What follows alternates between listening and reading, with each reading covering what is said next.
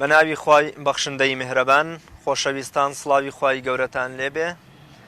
لە بەرنامەی گفتوگۆ و لە پارێزگای چوارەمەوە لەگەڵتانم من ڕیاز کاکە مەحموود ئەڵقەیەکی ئەم زنجیرەیەتان پێشکەش دەکەم. معلومی جەنابتانەکە کەناڵی ئاسمانی پەیام وەکو ئەرکی سەرشانی خۆی و وەکو وەفایەک بۆ پارێزگای چوارەمی کوردستان هەوڵ دەدات هەم لە ڕابردوو و لە داهاتووشدا هەوڵی دا و هەوڵ دەدات کە بوار و لایەنە گەش و جوانەکانی ئاین، معریفە، فکر، کۆمەڵایەتی و سیاسی و ئاینی پارێزگای هەڵەبجە بۆیەوە عزیز و خۆشەویست بگوازێتەوە و تەواوی ئەو کەلەپورە دەوڵەمەندەی ڕابردوو بۆ ئێوە بناسێنێ و بە ئێوەی بناسێنێ. لەم ئەڵقەیەدا یا لەم زنجیرەیەدا قسە دەکەین لەسەر ڕۆڵی زانایان و مەدرسە عیلمیەکان و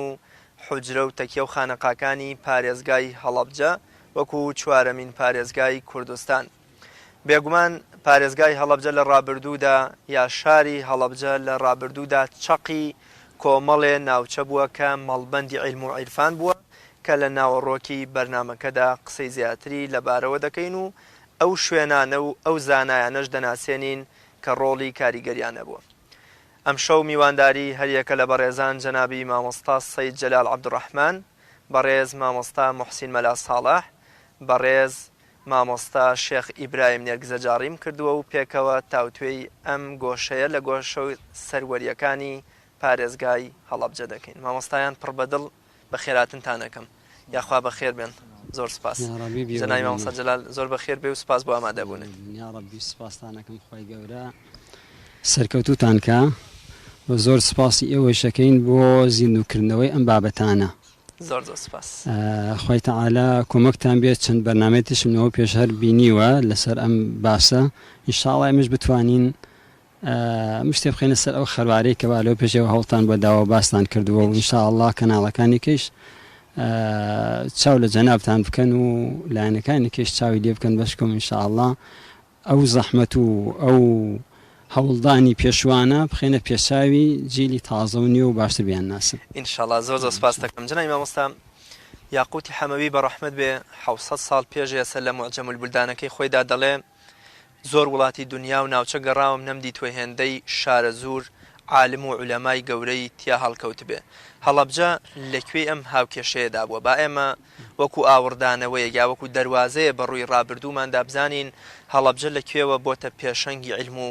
عیرفان و پێگەیاندنی زانا و عالمی گەورە بە کوردستان.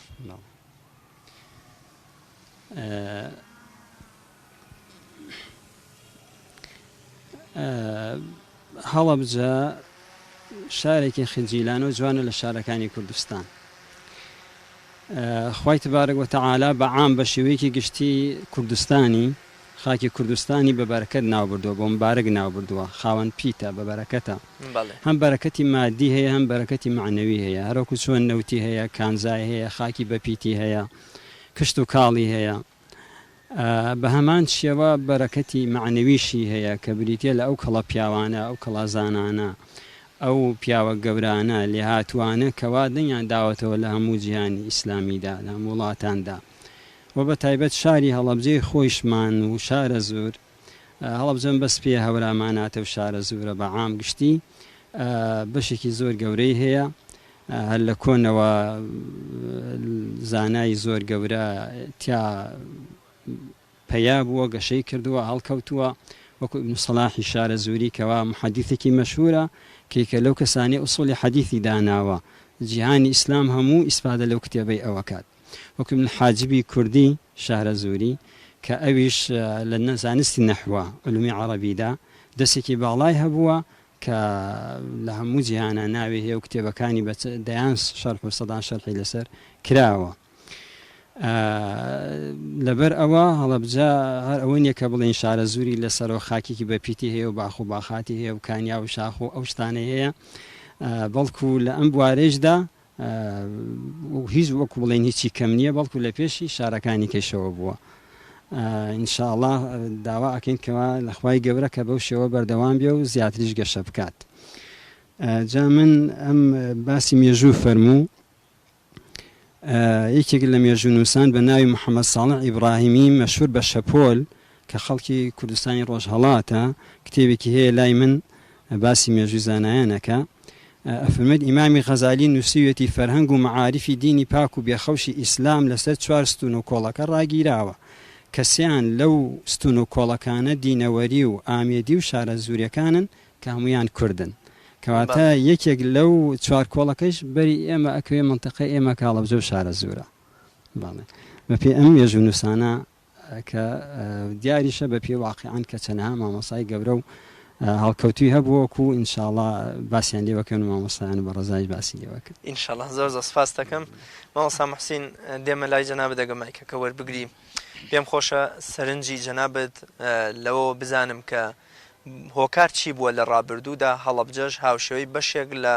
شارە درەوشاوەکانی کوردستان بۆتە یەکێک لە مەڵبەندەکانی پەخشکردنی علم و عیرفان و معریفەی ئیسلامی لە کوردستان.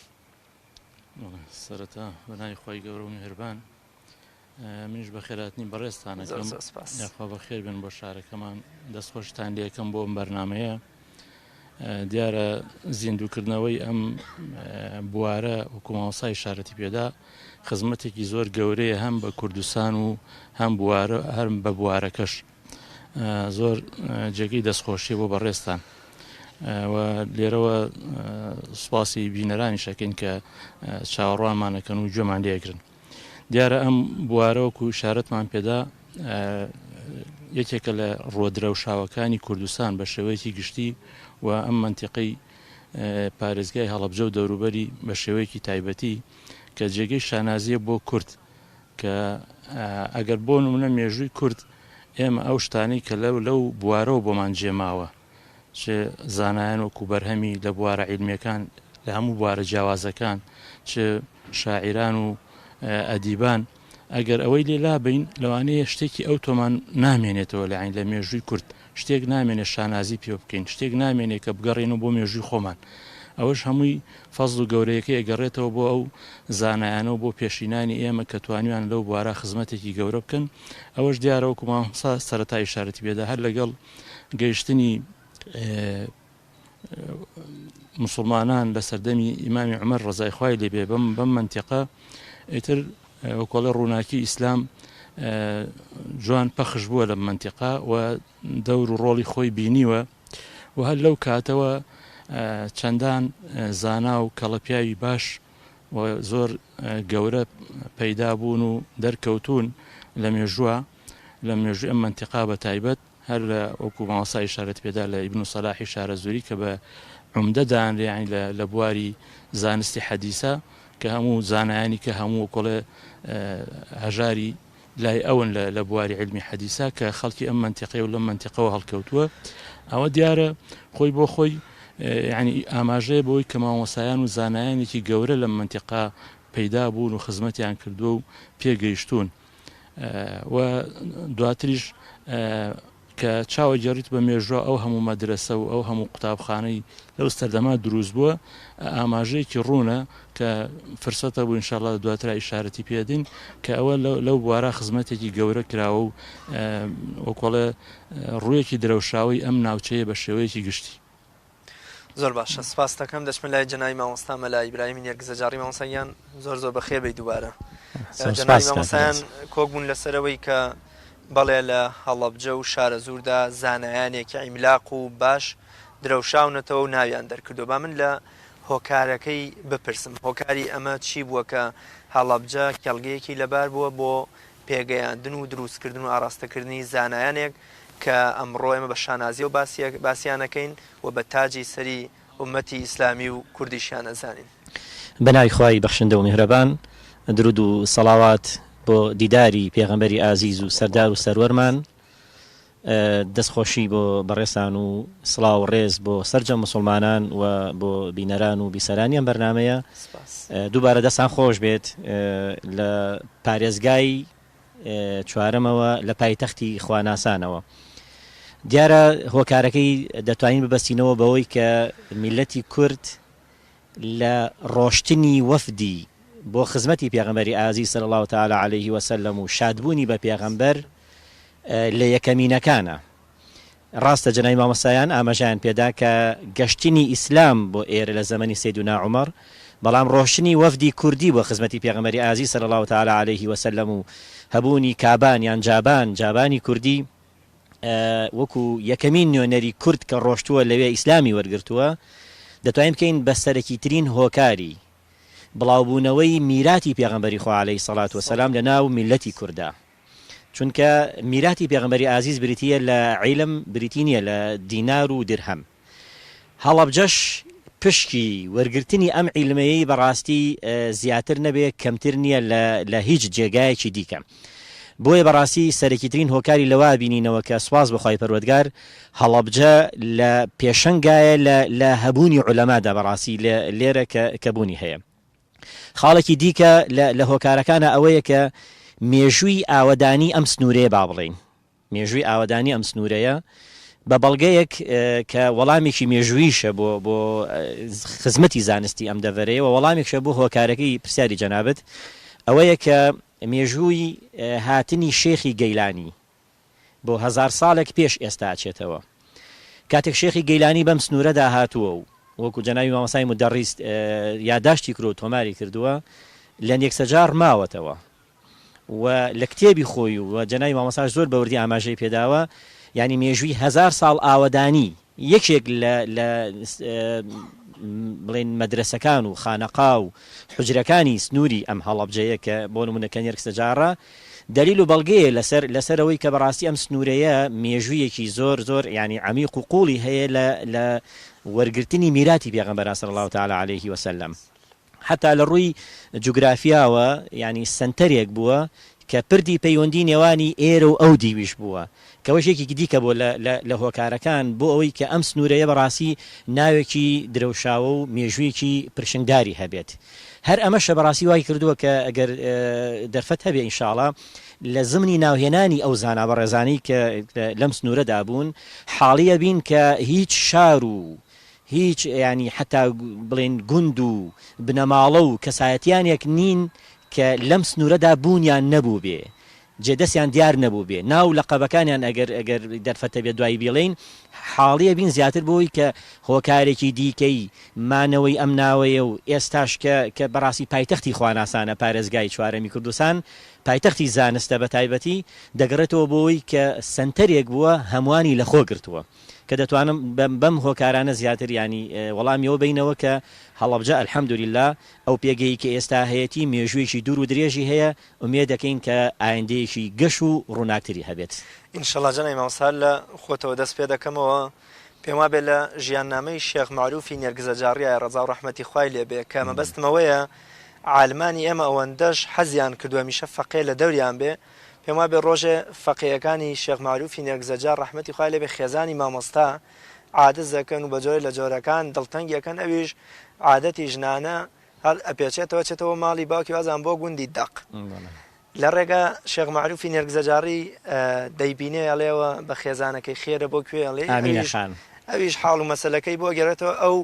بە جۆرە لە جۆرەکان دەبرێت لۆمەی فەقێیەکانی بکایان بڕاتەوە بەونە دڵتەنگیان بکە عادزیان بکە عهدێکەکە لەگەڵ خێزانی ئاڵێ منیش ناچمەوە ماڵە تا تۆ لەگەڵمان نێیتەوە ئەشیان باتەوە ئاشتیان نکاتەوە مەبەستمەوەی ئەم دڵسۆزی و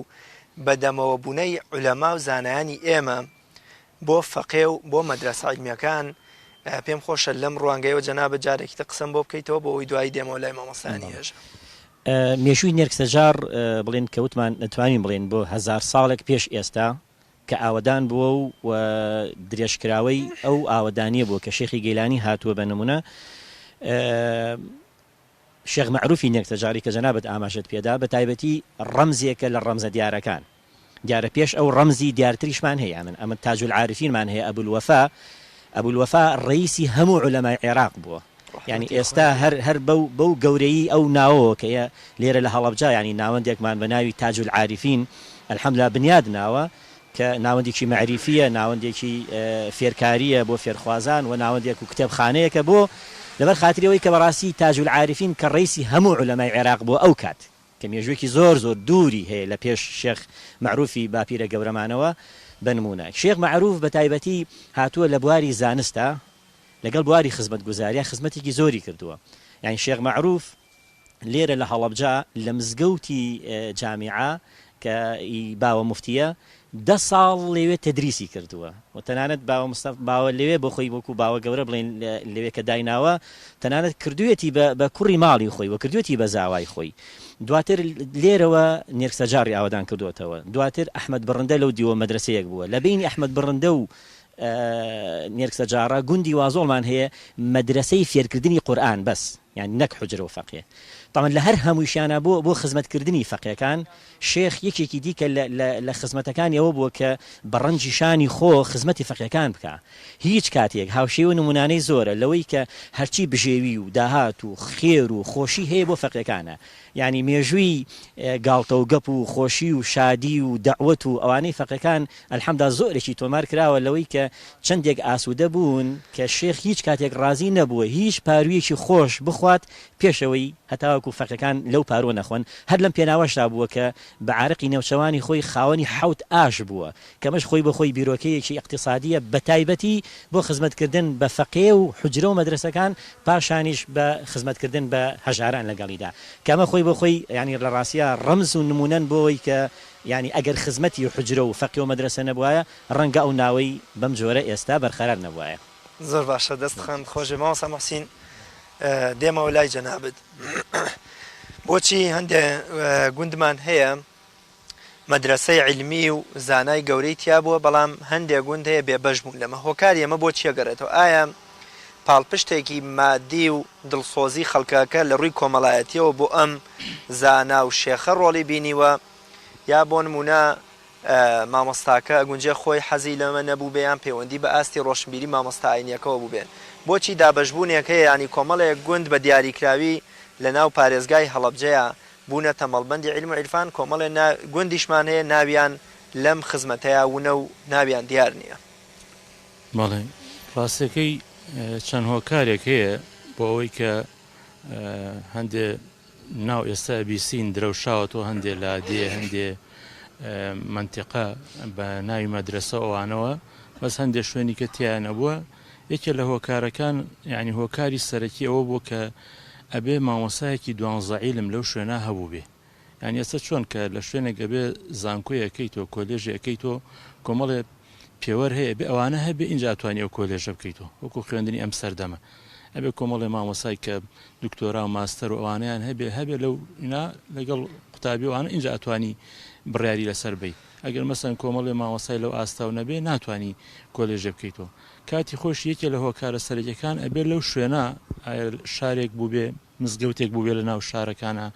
یا لە گوندەکانە ئەبێ جارێ مامۆسایەکی بەتوانە کە توانای هەبوو بێ تەدریسی هەموو عیلمەکان بکە کە پێی وترا مامۆسای مەلای 12 عیلم ئەوە وەکۆڵی کۆڵەکەی سەرەکی بوو ئەبێ ئەوە هەبوو بێ پاشان بەشێکی زۆری ئەو یعنی ئەو کاتە حکوومەت و میری و ئەو شتانە نەبووە ئەو حجرانە بەرێ بەڕێوە بەڵکو خەڵک بردوێتی بەڕێوە یا ئەو مامۆسایە خۆی وەکو جەنابی مامۆسا ئیشارەتی پێدا یا لەو شوێنە دەسەڵاتدارێک یا شێخێکی بەڕێز یا کەسێکی دینداری دەسەڵاتدار و سەروەتدار و مڵکدار لەو منتیقا هەبووە دەعمی ئەو حجرەیە کردووە یا لادیەکە گوندەکە بۆ خۆی داهاتدار بووە لادەیەک بۆ مەسەلەن داهاتی باشی هەبووە ئەوە هۆکار بۆ کە بتوانن حجرەکە بەڕێوە بەرن ئەگینا ئەگەر ئەوانە نەبوو بێ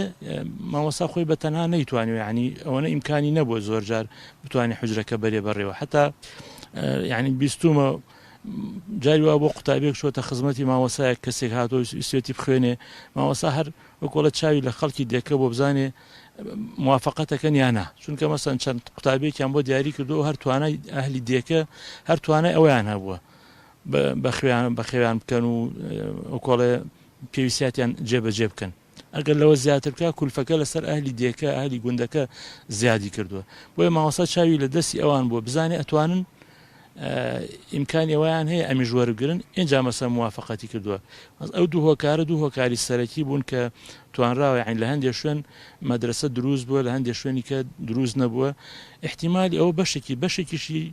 یعنی ئێمە بەڕاستی مێژوویەکی تۆمارکراوی وردمان نییە لەوانەیە هەندێک شوێن ئێستا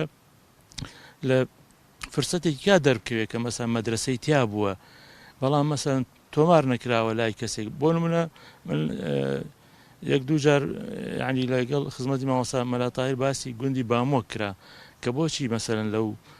نووسینانەی مامۆستا مەلا کەریمە ناوی نەهاتووە نووسینەکانی مامۆستا مەلا کەریم بە ڕەحمەت بێ بۆچی ناوی بامۆک نهاتوو کە مەدرسەی تیا بۆ کۆمەڵێ مەلای زۆری تیا بۆ ئەوانە یعنی وەڵامی مامۆستا بەوە بۆ کە کەس لای خۆتان شتی نەناردووە ینی معلومات نەهاتووە من ئەم شوێنانەی کە بە زۆری خەڵکی گوندەکان خەڵکی منتیقەکان زانیاریەکانیان بۆ ناردوم جگەلەوەی کە خۆم ئاگادار بووم ئەوی تری خەڵکی منتیقەکان شتیان بۆ ناردوم و تۆمارم کردووە جام بەسم احتیمالی کۆمەڵێ شوێنیش هەبێ ئێسێمە نەزانی مەدرسەی تیا بوو بێ بەڵام فعلەن کاتی خۆی تیا هەبوو بێ دوای لە قۆناغێکا تیا بوو بێ و دوای لە قۆناغێکە نەما بێ ئەوانە ئەو دوو خاڵی شارتم پێداوە هەستەکەم لەوانەیە گەر مامۆستایانش تێبینی کەیانە بێ هەزار هۆکاری سەرەکی بوون بۆ ئەوەی کە مەسەن بۆن منە لە بیارەی شەریفە کە مەسەن ئەو مەدرسە گەورە کە ئەتوانین بڵێ ئەزهەرێکی ئەو سەردەمە بۆ و ئێستش هەر جێگەی شانازیە و جێگەی خزمەتکردنی قوتابیان و عیلم و زانستە یعنی ئەو دەعمەی کە شێخانی تەریقەت خوا پاداش خێریان باتەوە کە توانیویانە خزمەتێکی باش بەو بوارە بکەن ئەوە هۆکارێکی سەرەکی بۆ کە توانیوانە ئەو قوتابێ زۆرە بگرنە خۆیان یامەسەن لە شوێنێکی وەکو کۆیە کە مەسعود محەممەد لە شوێنێک ئیشارەتی پێداڵێ سەردەمی وا بۆ 500 قوتابی 500 مستعید و فەقیه تیا بووە ئێمە دیارە خەڵکێک لە مەلای گەورە خۆی کە کەسێکی دەسەڵاتدار بووە و خەڵکانێک بە دەوروبەریە داعمیان کردو توانیوان ئەو مەدرسەیە بەڕێوەبەرن ئەگینا بە خەڵکی هەژار و فەقیری ئەو سەردەمە ئەوە نەکراوە زۆر باشە دەستکانت خۆشێژنەی مامۆستا جەلال دێمەوە لای جەنابێت وەکۆڵێ هەنگاوەڵ دەهێنینەوە دەچینە خزمەتی تەوێڵە و بیارەی خۆمان بەتایبەت سەردەمی شێخ عوسمانی سیراجەدینی یەکەم و شێخ عومەری ضیاءالدین ڕەزا و ڕەحمەتی خوای لێ بەتایبەت ئەو کتێبخانە دەوڵەمەندە قەشەنگەی کە گوترێ هیچ شێخ عومەری ضیاءالدین ئەوەندە گەورە بووە کە لە ئاستی کتێبخانەی دەوڵەتێکی گەورەی ئەو سەردەمەیە بووە پێم خۆشە بزانم ڕۆڵی تەکیە و خانەقاکان و شێخانی تەریقەت بەتایبەت باخەکۆن و بیارە و تەوێڵە و ئەو شێخانەی کە سەردەمێ سیراجی دین و خۆری پەخشکردنی ئەم عیلم و عیرفانە بوون چ ڕۆڵێکیان هەبووە لە بەگەشی هێشتنەوە و ڕەونەقدان بە ناوی هەڵەبجە و کردنی هەڵەبجە بە یەکێک لە مەڵبەندەکانی زانستی ئیسلامی وەکو جەنابیشت ئیشارەت پێفەرموو شێخ عوسمانی یەکەم شێخی سیراجەدین خوای تەعالا پلۆپایان بەرسر بکاتەوە لە دنیا هەم لە قیامەتدا کە یەکێ لە خەلیفە گەورە و بەنابەوەکانی مەولەنا خالیدی شارەزووریە کە لە تەوێڵە تەشریفی دانیشتووە وەکو چۆن کاری پێغەمبەران عەلەیهیمو سەڵات وەسەلام بریتی بووە لە دوو مهمەی گرنگ دوو کاری پێویست ئەویش کە بریتیە لە تەسکیە و لە تعلیم کە خوای تبارەک وتەعالا باسی پێغەمبەرانەکە عەلەیهیمو سەڵات وەسەلام فەرمێ ويزكيهم ويعلمهم الكتاب والحكمة كتسكية وبالفتانا كواتارتي أخلاق وروشي ناشرين أفكاري ناشرين بيرو باوري ناشرين وخرافة لم يشكي عن دريان أكا وبري أكا لإيمان ولا أخلاق جوان ولا روشتي جوان كفر لا أبا إيمان أخات شويني كبر لا أبا تواضع أخات شويني غضب لا أبا حلم وحوصلة أخات شويني أما كبيلين تسكية ككاري پیغمبران بپلیکم علیهم الصلاة والسلام و دوای او جگرانی پیغمبران علیهم الصلاة والسلام او گرنگا کتریشیان بریتیه لتعلیم و فیر کردن و یزکیهم و یعلمهم الكتاب والحکمة كتعليم كتاب قرآني بيروزة وحكمة السنة پیغمبر صلى الله عليه وسلم ويعني علمي نافعة هرزانستيك السود بخش بي اما كاري پیغمبران بو عليهم الصلاة والسلام شيخاني بياريش سونك هم عالم بون هم عارف بون واتهم لعلوم الشرعية هميان ملا بون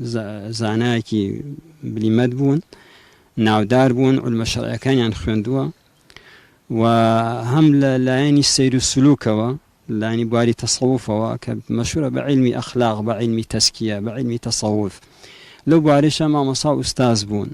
كواتل هردو بالك وأوان هوليان ناو وخلقيان بيقيان دوا لبروا إيشكيان زورتر وكو بلين نتوان بلين ناجح تربوا سركوتو تربوا وكو بالن ديك چون اگر بيك بال بفري زحمته ويان ناتواني بباشي مەگەر ناچاری بێ هەردوو باڵەکە پێویستە ئەوان لە هەردوو باڵەکەەوە خەڵکیان پێگەیاندووە هەم لە لایەنی ڕۆحی و معنەویەکە و تەسکیە و ئەخلاقەکەەوە هەم لە لایەنی علم و زانستە شەرعیەکەشەوە علمی ظاهیر کە پێڵێن بە ئیسلاحی تەسەووفەکان جا بەتایبەت زۆری یعنی ئەو ماوەی کەوا زۆر گەش و مەشهورە زمانی شێخ عومەر بووە خەڵ ئەسرارەه و پایەدار بن لە دنیا و لە قیامەتدا کە شێخ زۆر گرنگی داوە بەلایانی حوجرە بەلایانی علومە شەرعیەکان مامۆسای گەورە و پایەبەرزێکە لە کوردستانە ناوی هەبوو بێ هەوڵی داوە هێناوێتی بۆ حوجرەکە و هەروەها هەوڵی یاوە لە ئەستەمبول لە تورکیا لە وڵاتان حتا لە وڵاتی دوورە دەست هەر کتێبێک هەبوو بێ هەوڵی یاوە پێی بکاو بهێنێ بۆ بیارەی شەریفە کە مەکتەبەیەک و کتێبخانەیەکی گەورەیان دروست کردووە و مامۆسای زۆر گەورە و ناوداریان هێناوەیەکی لە مامۆسانە مامۆسا مەلا قادر کە مەشهور بووە مامۆسا مەلا قادری گەورە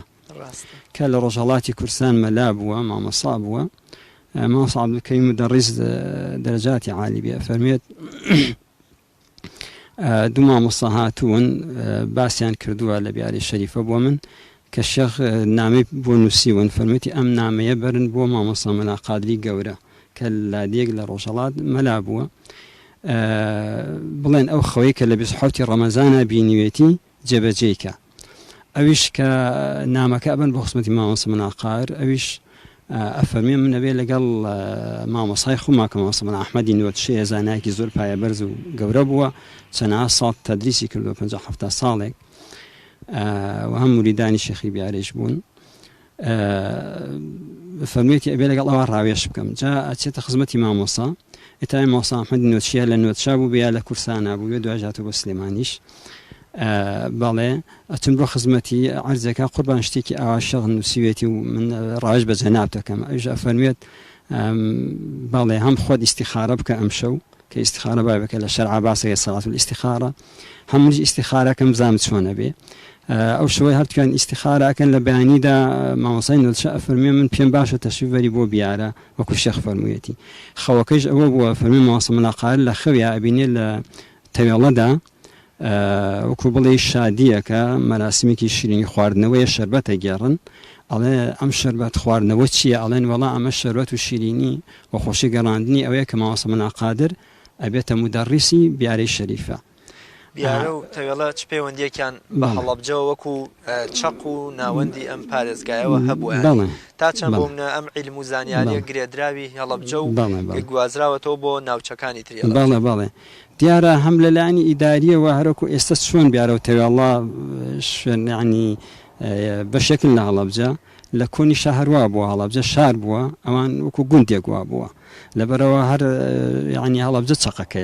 هەڵەبجە چەقەکەیە بەس ئیتر ئایا بۆ لایەنی ئەوە بێت کە ئەو شوێنە هەڵبژێراوە لایەنی ئاو هەوا بوو بێت لایەنی پێگەی جۆغرافیا شوێنەکە بوو بێ مەسەلەن کە شەڕەکان و ئەو شتانە کە ڕوویاوە زۆر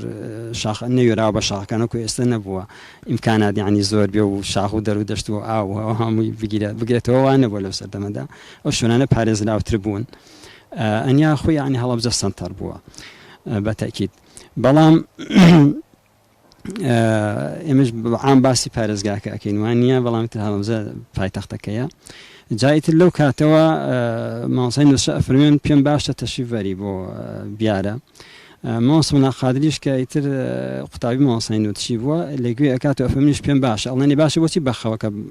ینی بەخەوەکە نەڕۆشتی ئەفەرمێن چونکە خەو بەڵگەی شەرعی نییە بەڵگەی شەرعی نییە بەڵام ئیستیخارە بەڵگەی شەرعیە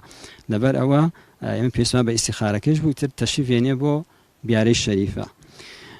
بۆ خزمەتی شێخ عومەری بیارە دەرەجاتیان عالی بێ و شێخ لەوێ زۆر ڕێزی لێ ئەگرێ و حتا کچی خۆی پێشکەشە کات و مامۆسا مەلا قادرەکە بە زاوای خۆی حتا مامۆسا مەلا کەریمیش دەرەجاتی عالی بێ باسی فەرمووە لە چەند کەسی لە بنەماڵی شێخانی ژەهەر بیستومە کە ئەفەرمێن شێخ عومەر دەرەجاتی عالی بوونە ڕێزی لە مامۆسا مەلا قادر گرتووە لەبەرەوە خەڵکیش ڕێزی لێ بگرێ ڕازگرتن لە ئەهلی عیلم پیاڵاوی بۆ داناوە کە وەکو کوڕی خۆی وا بوو و زاوای بووە لە نوێژی عەسرا کە خانەخا و مزگەوت قەرەباڵغ بووە یا لە نوێژی جومعە کە قەرەباڵغ بووە یا میوان هاتووە قەرەباڵغ بووە لە پێشچاوی خەڵک پێڵاویدانا بۆ مۆسە مناقار تاوەکو بڵێ خەڵکینە ئەمە عیلم ئاوایە ئەبێ ئاوا ڕێزی لێ بگری من ئابم کەسەوە کێوە ڕێز لەم نەگرن من پێڵا بۆ ئەم مامۆسایەدا زۆر باشە زۆر سپاس دەکەم جەنابی مامۆستا موحسین پێم خۆشە تیشکێک لە زاری جەنابتەوە تیشکێک بخەینە سەر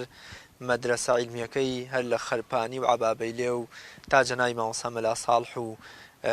بزانین ئەمانە چ سەروەریەکیان بۆ کورد و گیانی ئیسلامی تۆمار کردووە. بەڵێ بەڕاستی وەکو هەر لە سەرەتاوە ئیشارەتمان پێدا ئەم منتیقە کۆمەڵە مەدرسەی زۆری تیا بووە ئەوە وەکو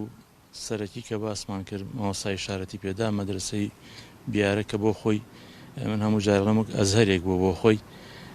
ئەو سەردەمە یاوەکو جامیعەی زەیتونەی تونس ئەوانە وا بووە لەو سەردەماوە هەموو عالم و هەموو خەڵکە بەشێکی زۆر لەو زانایانە لێوە پێگەیشتون پاشان لە هەموو ئەو گوندانەی تر کە بەو شێوازەی ئیشارەتمان پێدا کە ئیمکان هەبوو بێ مەدرسە دروست کرا و مەدرسە هەبوو و هەرێکە بەپێی ئیمکانی ئەو مامۆسایە یا ئەهلی ئەو گوندە ئەوەنە فەقێ و قوتابی لە خۆی گرتووە جا مەسەن لەم منتیقەی دەوروبەرەی هەڵەبجە مەسەن هەر لە عەبابەی لێ بڵێن بۆ خۆی مەدرسەی خۆی تیا بووە خەرپانی بڵێن لە منتیقەی هەورامانەوەی تر زۆربەی گوندەکانی تیا بووە ئەوە تەوێڵە و بیارە و خەرپانی و باخە کۆن و خورماڵ ناو خورماڵ خۆی بۆ خۆی کە بەڵێ ئەو مامۆستا گەورانە بەتاکید پاشان دەیتە دەوروبەری هەڵەبجە نزیکانە مەسەن لە هەر لە عانەبەوە مەدرسەی تیا بووە عەبابەی لێ عانەبوو بیاوێڵە مەدرسەی تیا بووە بەڵێ مامۆستا لەو ئەخیرانە بڵێن پێش کیمیاکەوانە مامۆستا مەلا مەحموودی مەشهور بە عەنەبی ئەو لێ خزمەتی کردو و مەدرسەی هەبوو پیاوێکی زۆر بەتوانا و عالم و عارف بووە و عەبابەی لێ کۆمەڵێ مامۆستا و زانای هەڵکەوتووی تیا بووە و پاشان دەیتەوە بۆ ئەم منتیقەی ئەم لاوە منتیقەی نەورۆڵی لە پریس مەدرسەی تیا بۆ مامۆستا مەلا عەزیز و لە تریفە مامۆستا مەلا ساڵحی گەورە کە دواتر لە قۆناغێکیکە هەردووکیان تەشریفیان هێناوەتە ناو شارەوە مەسەڵەن مامۆستا مەلا ساڵح لە منتیقەی گەڕێکی کانی عاشقان و لەو مزگەوتەی کە ئێستا بە ناوی خۆیەوە ناونراوە مەدرسەی مامۆستا مەلا ساڵح مزگەوتی مامۆستا مەلا ساڵح و مامۆستا مەلا عوسمان کۆکوونەوەی مامۆستا مەلا عەزیز هاتووەتە مزگەوتی شافعی و لەوێ بۆ خۆی مەدرسەی دروست کردووە چکە لەوەی کە لە پێشتر مامۆستا ئیشارەتی پێدا کە مەدرسەی مزگەوتی گەورە و لە مزگەوتی تەکیە و مزگەوتی دارولئیحسان وانە هەموو مەدرسەی تیا بوو هەرێکێ بۆ خۆی زانایەکی زۆر ناودار و کۆڵێکێ لە کەڵە زاناکانی ئەم منتیقەتیا تەدریسی کردو و کۆمەڵە قوتابی و خوێندکاری زۆری لەبەردەسا بوو و مەسەن دواتر هەر لە ناوچەکە مەسەن لە گوندەکانی کەی وەکو بڵێن بێژاوە مەسەرەن لە تەپی سەفا لەوانش دواتر ینی هەر لە قوتابی ئەمما ئەوانەی کە تەخەڕوجیان کردووە لە مامۆستایانە کە ئیجازەیان وەرگرتووە لەو شوێنانش مەدرسە دروست بووە و لە زۆربەی بۆ کۆڵە لە ئەو گوندانەی کە ئیمکانی هەبووە مەدرسەی تیا دروست بووە. ڕاستە زۆر سپاس مامۆستای برانگیان دێمەوە لای تۆ بە لێوەش بڕۆینە ئەو ناوچانەی کە بۆ کۆڵێ بۆ جەنابە تایبەت نێرگزە جار ناوێکی درەوشاوە بۆ نوبەرامەیەکی خۆشیشی لێ دێ ماشەڵڵا لەو ناوە خۆشە نێرگزەجار و ئەو گوندانەی تر کامانن ئەو گوندانەی تر بە ئیزافە لەگەڵ نێرگزەجارە کە ئەوانیش پێشەنگی عیلم و پێگەیاندنی زانایان بوون لە هەڵەبجەی شەهیددا. دیارە باس لە هەر جێگایەک دەکەین وەک پندێکی جوان هەیە شەڕەف المەکانی بیلمەکین دیارە ڕێزداری جێگاکان گومانی تێدا نییە کە خوا سوبحانەوە وتەعالا کۆمەڵی جێگای بەرەکەتدار کردووە لە زمنیا کوردستانمان هەیە بەڵام چی زیاتر ڕێزداری دەبەخشێ بە جێگاکان بریتین لە کەسەکان ڕاستیە کەسەکانیش بریتین لە عەقیدە لە عیبادەت لە ئەخلاق لە سلوک لەوەی کە بەڕاستی بۆن و بەرامی جوان دەبەخشێت بە جێگاکان هەر بە نمونە کە جەنابەت باسی نێرگز دەکەی یادەوەریەکی جنایی باوکم هاتیەتەوە یاد بە ڕەحمەت بێ خاڵی خۆش بێ کە هەرگیز هەمووی هەمیشە نێرگسی بدیایە دەیفەرموو یەکسەر نێرگس عارەقی ئەندامی تۆیە بۆیە پەسەندە ئەو ڕەنگ و بۆیە یعنی نێرگسەکەش لە جوانی پێغەمبەرەوە صلی الله تعالی علیه وسلم لە بۆنخۆشی پێغەمبەرەوە صلی الله تعالی علیه وسلم سەرچاوی گرتووە نێرکسەجار و هەموو جێگانی کە بەڕاستی جێگای ڕێزن لەبەر دینە لەبەر عیلمە لەبەر خزمەتە لەبەر بەڕاستی مرۆڤ دۆستیە کە تایدا جێبەجێکرێوانە بەڵام زۆر گرنگە بەڕاستی کاکە ڕاستیانی جارێکی دیکە ئەم مێژوو ئەم ناوهێنانانی کە ئێستا مامۆسایانی بەڕێز ئاماژیان پێدا نەوەی ئێمە دەتوانم بڵێم بێئاگان لەمە بەمانایەکی تر ئێستا و قەیرانی کە لە هەرێمەکەمانە هەیە کە بەڕاستی قەیرانی نەخوێنەوارکردنی جیلی تازێ بەڕاستی کە وەک یەکێکە لە ئێش و گرفتە گەورەکان کە بەداخەوە لە بواری پرۆسەی پەروەردە و فێرکردن و زانستە کە ئێمە نەک لە پاشک شێداین لە بەردەم خەتەرێکی زۆر گەورەداین کە ئێستا زۆر لە هەموو کات زیاتر پێویستمان بەوە هەیە کە ڕۆڵی مامۆستایان و حجرەکان و فەقیەکان چۆن بوون یعنی ڕەنگە زۆر ئێستا کاتیوەیە دراسە بکرێتەوە لەوەی کە ئەم میلەتە پێشەنگە وەکو ئەوانی کە لە اختصاسیان هەیە لە بواری مەخطوطاتە کە مەسەن شوێنی کە نێرسەجار کە لێرەوە مەسەن ئەخیر گوندە لە سنووری پارێزگای هەڵەبجا لەسەر دەریا مەخطوطی تیا بووە کە ئەوانی لە بواری مەخطوطایشەکەن ئەڵێن تەحەداکەین لەسەر زەویە جێگایەکە بێ مەخطوطی زانای کوردی تیانە بێ کە من بە نمونە کە ئاماژە بە مەخطوطە دەمە بەسمەوەیە کە لە ڕاستیە ئێستا زۆر پێویستمان بەوە هەیە ئاور لەو مێژوو بینەوە هەتاوەکو میلەتەکەمان نەخوێنەوار نەبێ چونکە بەداخەوە لەو زەمەنی پێشکەوتنە لەو زەمەنی کە بەڕاستی ئێستا تەکنەلۆژیا لەو ئاستایە ئێستا زانست لە پاشەکشایە لە پێشکەوتنایە نەوە ڕۆڵەکانمان لە فێربوونە لە گەشەدان یان لە ڕاوەسانان بەداخەوە لە ڕاوەسانان بۆیە میلەتەکەمان کاتێ لە پێشکەوتنا بووە سەرچاوەکەی لە دینەوە سەرچاوەکەی لە مزگەوتەوە سەرچاوەکەی لە حجرە و لە فەقیەوە بەڕاستی سەرچاوی گرتە بوو بۆیە ینی بەتایبەتی نێرکسەجار ڕەبتێکی بەهێزی هەبووە بە هەڵەبجەوە نێرکسەجار ڕەبتێکی بەهێزتری بە بیارەوە هەبووە یعنی تەنانەت خزمایەتی و ژن خوازی و وەسیەتەکەی وەکو جەناوی مامۆسا ینی مامۆستا سەید جەلال ئاماژەی پێدا تەنانەت بە وەسیەت مامۆساکان هاتوون یعنی جەناوی مامۆسای مدەڕیس خوای پەروەردگار لێی خۆش بێ یعنی کە دێت بۆ هەڵەبجە بە وەسیەت دێ لە بیارەوە لە نێرکسەجار مەسەن 3 ساڵ تەدریسەکە بە نمونە جەناوی مامۆستا عەبدولکەریم مدەڕیس یعنی کە مەوسم پێ وەسیەتە یعنی ئەم کە لە نێوانی بیارە و نێرکسەجار و پریس و عەبابەیلێ و عنەب و هەموو ئەم جێگانی کە هەبوو بەڕاستی ڕەبتێکی زۆر بەهێزیانەوە باسی بامۆکی کرد ینی هەر لە ئەسڵەن مامۆستای بەڕێزی لەو ماوەی پێشوو لە هەر لە خزمەتی جەناوی مامۆستا مەلاتەیرە باسمان کرد کە مامی بەڕێزم مامە شێخ محەممەد خوالی خۆش بیاخوا کە گلەی کرد لەوەی کە بڵێن کوڕەکەی و کاکە شێخی برای کە گێڕایەنەوە گلەی کرد لەوەی کە باشی ناوی ئەم مامۆستا و فەقیهەیە بامۆکیەت بۆ نەنووسیوە کە وەکو جەناوی مامۆستا ئاماژەی پێدا کە چەندین شتی ئاوامان هەیە بەڕاستی کە ئێمە هەمومانە ڕەبتیان بەیەکەوە هەبوو تاوکاریەک بوون یعنی پێم خۆشە هەر زۆر بە کورتی بەس مامۆستا شێخ وەهاب یەکێک لە ڕەمزەکانی نێرکسەجار مامۆستا شێخ وەهاب ئەو قوتابیانەی کە هەی بوون بەس سەرنجی ناوەکان و شوێنەکانیان بە کە ئەم منتیقەیە چەندێک پابند بوون بەیەکەوە چەندێک خاچی بوون لەگەڵ یەکتریدا چەندی ڕازگۆ بوون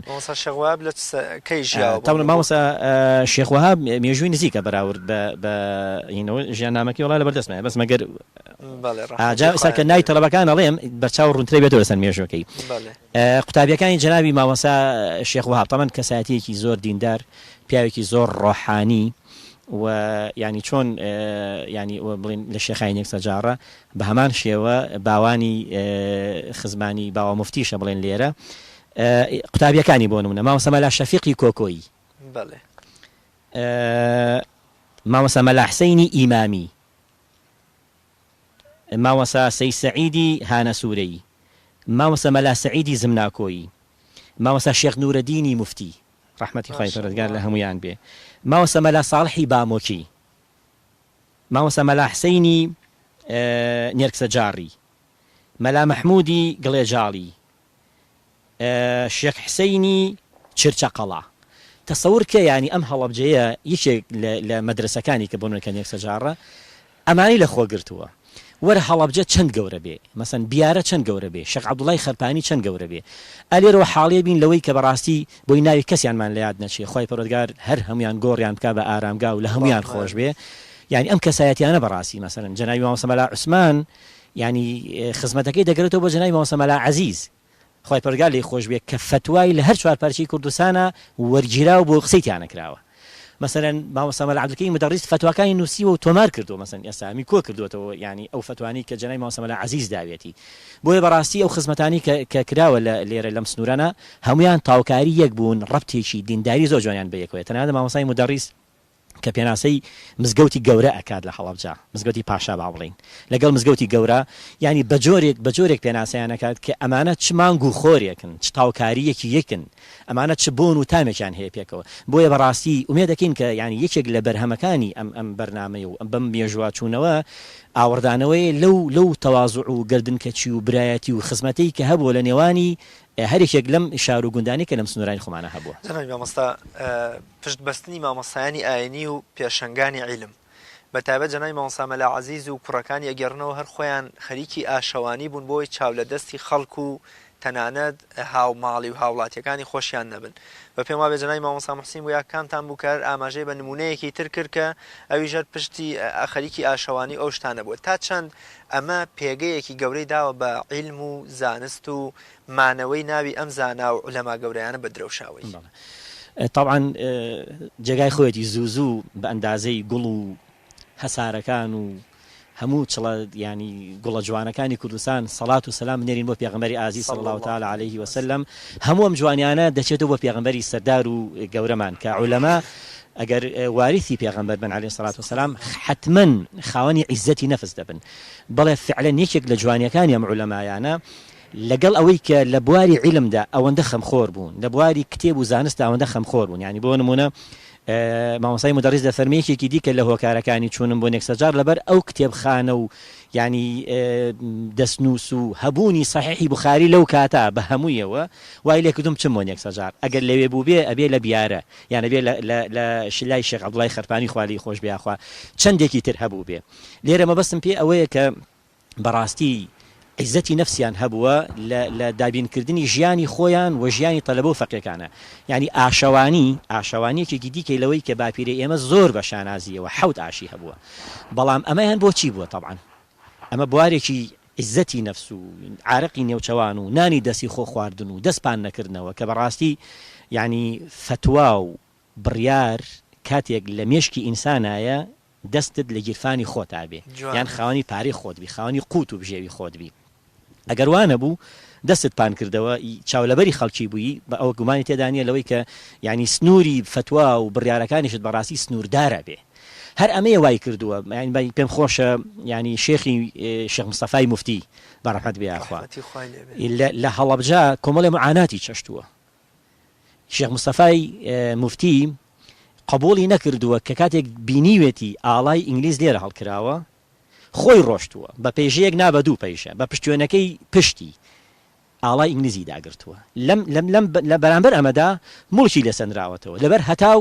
ئەزێ دراوە بەڵام عیزەتی نەفسی بەڵام ئەمرکردن بە مەعروفی بەڵام بەرز و شکۆیی بۆ ئاڵا و ڕایەتی ئیسلام هەموومانی قبول کردووە هەموو ئەمانە بەڕاستی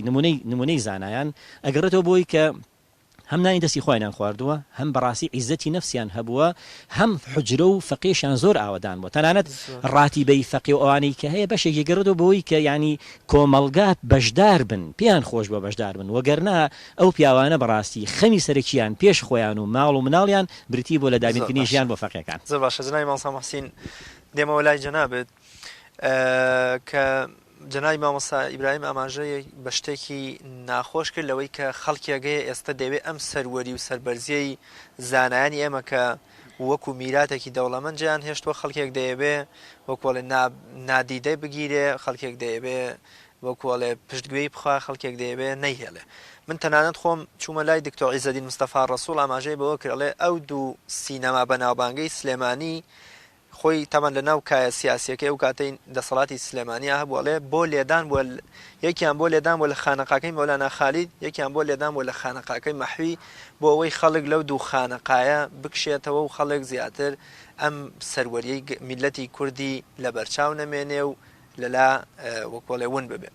تا چەند بۆچی ئێمە ینی ئەم کە لە پورە دەوڵەمەندە ئەم میراتە ئەم هەموو فەرهەنگ و شیعر و ئەدەبیات و زمانزانیە ئەم هەموو مەختوتە و دەستنووسەی کە عولەمای ئێمە ئەگەر لە فەرهەنگ و زمانی کوردی دەریبێنین لەوە ئێمە شتێکی ئەوتۆمان بۆ نامێنێتەوە خەرمانی ئێمە مایە پوجە بێ بۆچی لەگەڵ ئەمەشدا ئێمە بێمنەتانە و ناوبالاتانە سەیری ئەم سەروەریەی میلەتەکەی خۆمانەکەین ڕاستەکەی خۆی دینی ئیسلام بە شێوەیەکی گشتی و هەر بوارێک لە بوارەکانی مەسەن زانست بێ بڵێن عیرفان بێ هەر بوارێک لە بوارەکانی کەی پەیوەندی بە فیترەتی ئینسانەوە، یعنی لەگەڵ فیترەتی ئینسانە ڕێکە. ئەو بەرنامەی خوای گەورە نردوێتی مطابقی فیترەتی ئینسان، چونکە خۆیان کە ئێمەی خەلق کردووە هەر خۆشی ذاتی خۆشی ئەو بەرنامەی نردووە کە مطابقی پێکهاتەی ئێمەیە لە هەموو ڕوویەکەوە، لەبەرەوە زۆر بە تەبیعی وەرەگیرێ، یعنی بەس جوهدێکی کەم بەرنامەکە ئەگا و خەڵک قوبوڵێکە. بەڵام ئەو فکرانەی کە وەکوخوای گەورە لە قورئان ئیشارەتی پێدا کە بێباوەڕان پارەیەکی زۆر جوهدێکی زۆر سەرفەکەن بەڵام نەتیجەی نییە، دوایش هەر ئەوکەڵە ژێرەکەون. بەڵام مسلمانان سیرەکەی جوهدێکی کەمیش پەرتەوازەیی بە ئەو هەموو پیلان و موامرش کە بەرامبەرمان ئەگێڕێ، بەڵام سیرەکەی ئەلحەمدوللا هەر مسلمانان هەر خەڵکی بەعام هەر ڕووی لە ئیسلامە. لەو ئەوروپایی کە هەرچی بەرنامەیە لێوەدا ئاڕێژێک کە دژی ئێمە و پیادە ئەەکەی لە وڵاتانە سیر کە ئێستا خۆیان لەوێ زۆریان بۆ هاتووە و مسلمانان بە ئەو وتەی کە نەورەسی بە ڕەحمەت بێ کە فەرموویەتی کاتی خۆی ئەوروپا وەکوڵێ حەملی هەیە بە ئیسلام، ڕۆژێک ئەو حەملەدانێ و وڵاتانی ئیسلامی حەملیان هەیە بە بێدینی ئەو حەملەدانێن، لا ئێمە خەریکە حەملەکەیان دانا و خەریکە وردە بەرەو توانەوە و نەمان ئەچێ، نەوەکەیان خەریکە وەکوڵێ دەسەوسان بوو هیچی پێ نەکرا، هەر لە سەردەمی کۆنەوە لە شوعیەت وانەوە تا ئێستا ئەلحەمدوللا مایە پوچ دەرچوون و ئەو هەموو پارە زۆرە سەرفەکەن، یعنی هەر بە بەوردی ئێستا لێرە سەی کە مسلمانان چەند بێ ئیمکانات و چەند شتێکی کەمیان لە بەردەسە سیرێکی بەز ئەلحەمدوللا خەڵک هەر ڕووی لە ئیسلامە. بەڵام ئەوان ئەحزابی ئەلمانی خەڵکی بێدین موامەراتی گەورەی دەولی ئەو هەموو پارە ئەو هەموو مەسروفە ئەو هەموو چەک و ئەستەحا بەکارهێنن، بەڵام ئەلحەمدوللا خەڵک شوێن ئەوان ناکەی و شوێن لەبەر ئەو کورتەکەی ئەوەی کە لەگەڵ فیترەتی ئینسان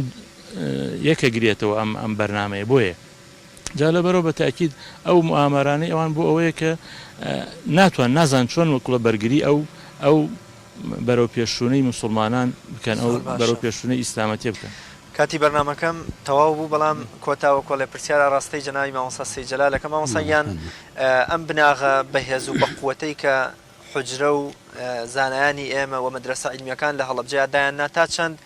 بووە بناغەیەکی پتە و کێڵگەیەکی لەبار کە ئێمە دەبینین دواییش لە بەگژاچوونەوەی ڕژێمی بەعسە ڕژێمی عەفلەقی بەعسە بۆ نمونە ئەوانەی کە ناومان نێنان هەڵبێستە مەردانەکانی مامۆستا مەلا عەلی هەڵەبجە ڕەحمەتی خوای لێبێ، مامۆستا ئەحمەدی کاکە مەحموود، نووسینەکانی مامۆستا حەبیب محەممەد سەعید، تا چەند ئەمانە ئەم بناغە بەقووەتە بووە هۆکاری ئەوەش تەنان لە بەگژاچوونەوەی ڕژێمێکی دیکتاتۆری وەکو بەعسە هەڵەبجە پێشەنگ و وەکوڵێ کەواسووری بەر لەشکر بێ لە بەگژاچوونەوەی ڕژێمی بەعسە، هەم بە جیهاد و ڕوبەڕووبوونەوەی مەیدانی، هەم بە وتاری مینبەرەکان، هەم بە نووسینی نووسەرەکانمان. بەڵام زۆر بە کورتە سپاس دەکەم. بەڵێ دیارەوەکو مامۆستایانیش باسییان فەرموو ئەوەش بنچینەیەکی ئەساسی هەبووە وەکو باسمان کردە لە شەعڵای خەپانی و دەرەجاتیان عالی بێ کە سێ جیلی پێگەیاندووە، یعنی باوکە هاتووە متەوەلی لا خوێندووە، کوڕی ئەم باوکە هاتووە متەوەلی لا خوێندووە، کوڕی هاتووە متەوەلی لا خوێندووە، یعنی 70 ساڵ تەدریسی کردووە، سێ جیلی پێگەیاندووە. دوای ئەوەش وەکو باسمان کرد مەدرسەکان بەعام خەڵکیان پێگەیاندووە، وتمان مەدرسەی بیارەی شەریفە بە تایبەت باسی مامۆستا عەزیزیان کرد دەرەجاتی عالی بێ کە مجازی مامۆستا عەبدولقادری سۆفی بوو، مامۆستا قادر بووە، مامۆستا قادری سۆفیش کە لە بانی خێڵان بۆ دوایی هەر لە مجازی دەستی مامۆستا قادری گەورە بووە. جا مامۆستا عەزیز وەکو مامۆستایان باسییان کرد میشەمەی تۆزێک لە خاڵێک بڕۆم کە باسی هەوڵدانی خۆیان کە مەعیشەت و ژیانی خۆیان فەقەکانیان بردووە بەڕێوە، ئەفەرمیێ کشت و کاڵی کردووە، جۆماڵی کردووە، فەقێت چوە پرسیاری لێ بکە بینیوەتی مەژغوڵی ئاو هەڵکردن و ئاو دیێرانە شەرمی کردووە گەڕاوەتەوە، فەرموویەتی فەقێ چی تەوێوتی خوبانی اسم سڵاوێکە عەرزکەم، فەرمی نەخێر پرسیارە بوو پرسیار بکە، پرسیاری لێ ئەکا لە کتێبی جەمع جوامعدا. ئەویش فەرمیێ 4 دیار پێشی ئەو پرسیاری من و 4 دیار پاش پرسیارەکەی منی خوێندەوە لە جەمع جامعدا بەلەبەر، لەگەڵ ئەوەدا مەشغوڵی کشت و کاڵ بووە. طبعا ئیتر ئەوانیش هەوڵیان ناوە کە فەقییان پێگەیاندووە مەسەڵەن مامۆستا عوسمانی پێگەیاندووە کە ئەویش بۆتە مامۆستای ئەم مامۆستایانەی تازەی خۆمان دەرەجاتیان هەمویان عالی بێ ئەو مامۆستانی کە جەنابتان فەرمووتان وەکو مامۆستا حەبیب و مامۆستا ئەحمەد کاک مەحموود و ئەو مامۆستانەی کە لە هەشتاکانە کە ڕۆڵێکی گەورەیانە بوو بە نووسین و بە وتار و لە خزمەتی مامۆستا من عوسمانە بوون لە خزمەتی مامۆستا من عەزیزی پارێزانیا بوون مامۆستا من عەزیزی پارێزانیا بوون یعنی بەرهەمی دەستی ئەوان بوون هەڵکەوتوی دەستی ئەوان بوون بەعامیش ئیتر ئەوە دەوری هەبووە بۆ چاوڕوونی خەڵکو و بۆ ئەوەی کەوا زوڵم قبوڵ نەکەن لەیج لایەک دەستان خۆش بەعەز بێ غەیری بەعەز زۆر سپاستان دەکەم کاتی بەرنامەکەم تەواو بوو دەبوو زیاتر قسە لەسەرم بوارەگە 6 بکەین دەستان خۆش جەناب مامۆستا زۆر سپاستان دەکەم خۆی گەورە پاداشتی بەخێرتان بداتەوە لەبەر کەمی کات نەمتوانی زیاتر لە خزمەتتانەوە زۆر سپاس بەڵێ بینەرانی عەزیز و خۆشەویست بەم شێوەیە هاتمە کۆتایی ئەڵقەی ئەم جارەش سپاس بۆ میوانەکانم بۆ ئێوەی عەزیز کە تا ئەم ساتەش بینەری بەرنامەکەمون تا بە یەگەشتنەوەی تر بەخوای گەورە مێرەبانتان ئەسپێرم خۆتان لەگەڵ یاخوا دەستم